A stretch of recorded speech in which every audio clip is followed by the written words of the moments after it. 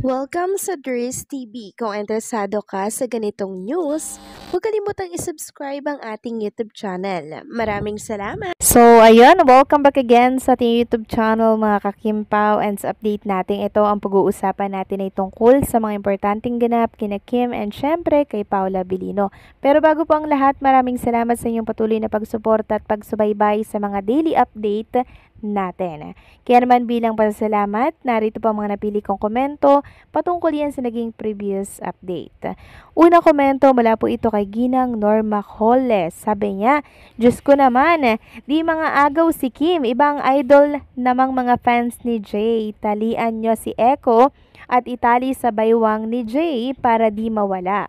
Isip-isip muna kayo dahil di ipagpalit ni Kim ang kanyang mahal na si Paulo.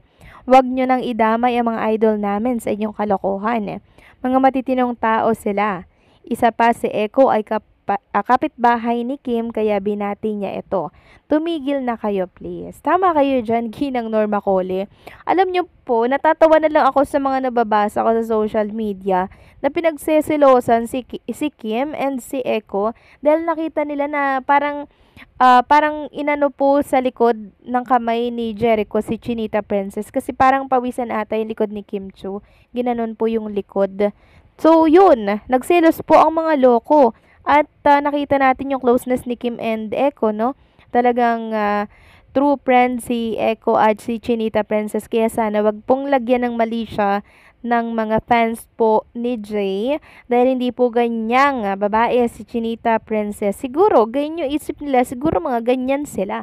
Pero ibahin po nila si Chinita Princess dahil hindi po si Kim Chu mga agaw at syempre, matagal na po silang magkakilala niyan ni Jericho Rosales. Susmiyo naman, Marimar, ano? So, ipagtatanggol ko lang si Kim Chu sa mga pambabatikos niya dahil po sa ganap na yan kanina. Kasi parang parang mga bata, mga kakimpaw na tahol ng tahol, kung ano-ano na lang yung lalagyan nila ng issue. Kaya tayo to the rescue dito para linawin na they are friends, mga kakimpaw. Kung may problema sila kay Chinita Princess, huwag nilang idamay syempre yung relationship ni Jericho and Chinita Princess as a friend, ha? Ulitin ko lang, as a friend. They are very good friend, mga kakimpaw, at hindi yun dapat lagyan ng mali siya na mga makikitid ang utak na fans po nitong si Jay. So, yun lang yun. Sana clear na yun sa kanila. No? So maraming salamat sa komento, Ginang Norma Cole. God bless po sa inyo and mag-iingat po kayo palagi. At ang next comment naman mula po kay Ginang Annalyn Hiccup. Sabi niya, wala namang masama, promote lang si Echo. Talagang magkaibigan sila noong pasikat pa lang ang Kim Pao. Basta may isang video ako na napanood, mabike sila ni Paulo sabay bati kay Echo kasi nga magkalapit lang talaga ng bahay nila at tayo mga Kim Pao, matatanda na po tayo, lawakan naman po natin ang isip, showbiz po yan at nasa harapan sila ng camera. Lahat naman ng guest sa showtime, may beso, kaso kay Echo hindi na kasi nga alam nilang malalagyan ng mali siya. Konting lawak naman po ng pag-iisip, huwag tayong pumatol sa mga fans nila. Tayo po'y may edad na sa showbiz. Huwag tayong pumatol, focus sa promotion ng The Alibay. Hello po, Mr. Good evening sa'yo. Laging nandyan ka, nagpapaliwanag. Kim Pao forever. So maraming salamat po sa komento, Ginang Annalyn Hiccup. So hindi naman po pinapatulan ng mga Kim Pao fans yung fans po ni Jay. Yung mga Jay fans po ang talaga naman pong nangaaway, nangiintriga, binabanatan si Chinita Princess, nagseselo sila. Kaya ang Kim Pao fans to the rescue na lang po para linawin na wala pong mali siya yung mga nakita natin kay Chinita Princess at kay Echo. So maraming salamat sa komento, Ginang Annalyn Hiccup. God bless po sa inyo and mag-iingat po kayo palagi.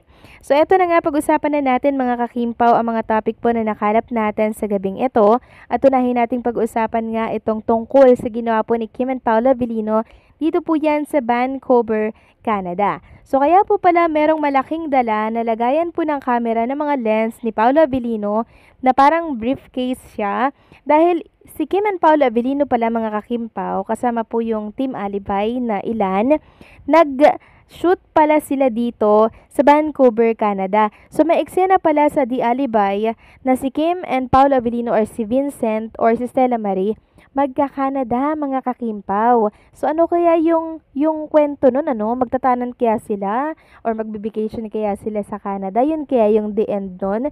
So nakakatuwa lang kasi naisabay pa talaga nila or naisama pa talaga nila, mga kakimpaw, yung eksena na yon sa ASAP Vancouver. Double purpose, mga kakimpaw, 'di ba? Nakapag-vacation na sila, nakapag-shoot pa sila doon, tapos nakapagpasaya pa sila ng mga OFW. So, 'di ba? Galawang very very mga kakimpaw ang tawag dito. Wais, no? Wais, parang si Chinita Princess na Chinese. Marunong po siyang alam niyo, madiskarte. Talagang wais, mga kakimpaw. Yan lang po yung masasabi ko kay Kim Chiu dahil siya po ay may dugong Chinese. Samantalang next topic naman tayo, pag-usapan natin, mga kakimpaw. Ang tungkol nga dito sa isang write-up sa nabasa ko for Kim and Paolo Avellino. Sabi nga dito, Kim Chiu palaban sa mukbangan kay Paolo Avellino. Ibang level na talaga si Kim Chiu, ha? Nabiro nga ng mga netizen na sa hubadera era na nga daw ang actress Hosa. Well, nagiinit na naman talaga at super pasabog ang mga eksena ni Kim with Paolo Avellino. Syempre, sa pasilip sa pinakabagong mystery drama na pinagbibidahan nila, ang The Alibay, pinaka-daring ganyan nga ang sabi ni Kim sa kanyang role. Puro kasi sexy outfit at sexy dance ang makikita sa pasilip sa karakter niya. Bukod pa sa ang kapal din ng red lipstick niya, ha, binigay ko na ang lahat. Yes, ito na talaga yung pinaka most daring role na aking ginawa in my entire life. Yan po ang sabi ni Kim Chiu. Bongga rin sa laplapan dahil makikita rin sa trailer na game si Kim sa namukbangin si Paolo. Nag-enjoy akong gumawa ng ganito dahil parang mas malawak yung pwedeng gawin. Chika naman ni Paolo kay MJ Felipe. Napag-usapan din ang naging adjustment ni Kim para sa serye at ibinahagi ni Paolo na malaki ang tiwala niya sa kanyang kapareha. Ganon talaga pag nag-start, parang pinagdududahan mo lahat, especially may konting adjustment talaga. So far sa mga nakita ko naman kay Kim, wala namang dapat pagdudahan, sabi po ito ni Paolo. Hinangaan naman ng Kim Paulandia at ilang mga fanay ang patikim na pahubad ni Kim sa harap ni Paolo. Well, abangan daw ang Kim Pao sa The Alibay simula November 7 sa Prime Video dahil sabi nga ay mas matitindi pa ang eksena nilang dalawa. So yan po ay mula sa panunulat ni Sir Dondon Zermino. So credit po sa iyong write-ups, Mr. Dondon Zermino ng Abante. So ayan po, mga kakimpaw, ang mga sinabi ni Kim and Paolo Avellino. Malaki daw ang tiwala ni Paolo Avellino kay Chinita Princess. Kaya walang dapat ipagduda. So ayan, 'di ba? Talagang bilib na bilib si Paolo kay Kimi. Tapos si Kim Chiu naman, binigay niya po, mga kakimpaw, yung best niya, yung lahat talaga na hindi niya pa nagagawa sa buong buhay niya. So anong sa inyo dito, mga kakimpaw? Please comment down below.